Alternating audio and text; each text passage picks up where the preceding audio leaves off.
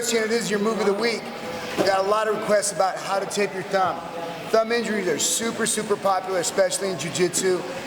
It's always getting hit either forward or backwards or completely dislocating it. Remember, it's easiest to put back in as soon as it comes out. Get one of your bros to come and get it, grab it by the back and pull it back out.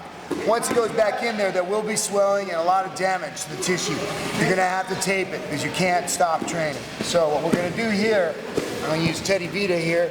He's gonna open his hand. You have to make sure the hand is open like this. It's easier to tape and it's just better.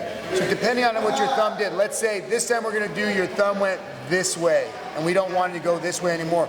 We're gonna take a longer piece of tape and I'm gonna tie a strut around it, and look what I'm gonna do. I'm gonna go around it a couple times and make sure the skin is dry, and then I'm gonna bind it, look, to the first finger right here so it doesn't go back anymore. Now it's gonna make a little web in there, but that's okay. So I'm gonna make a little loop.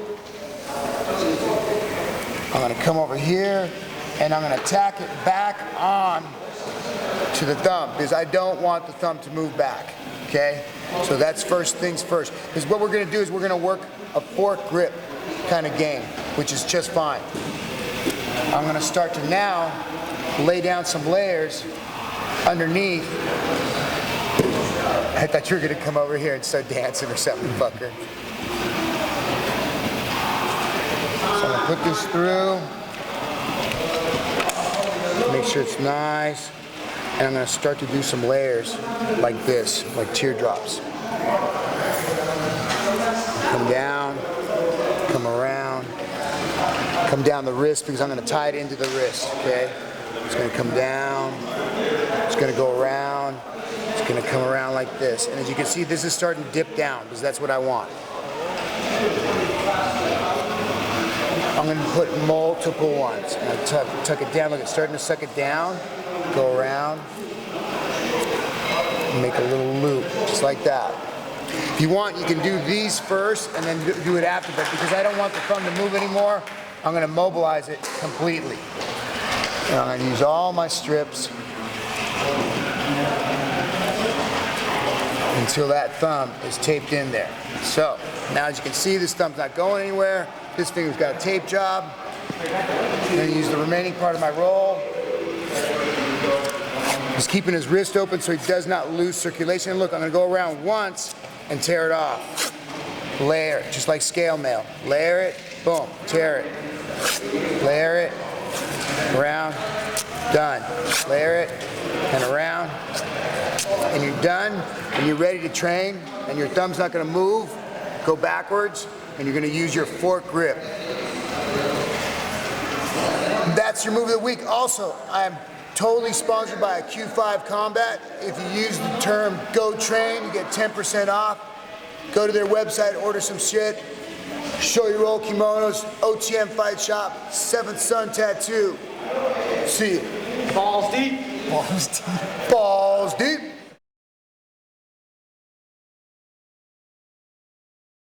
Totally off the subject. Nick Green, about to show you some b-boy shit. Break it down.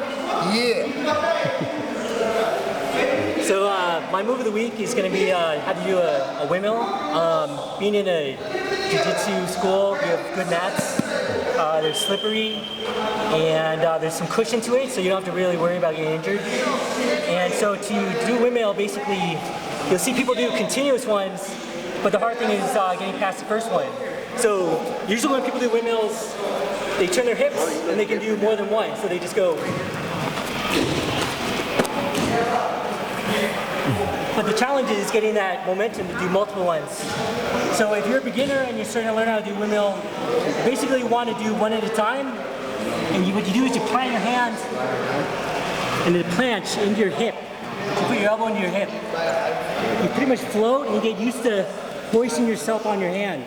You want to feel comfortable. It takes a while to get it so you can do with one hand. And what you do is you pretty much load yourself up and then go onto your hip, like so.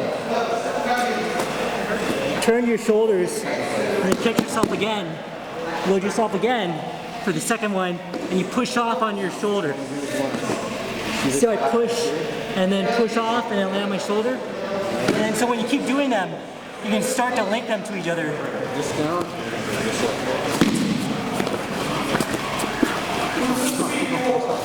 And once you do it enough, you get comfortable, you can do continuous windmills so that they link up, and when you have the finished product, you shouldn't even have to use your hands. You just use your shoulders. So that's my move of the week. Go dance.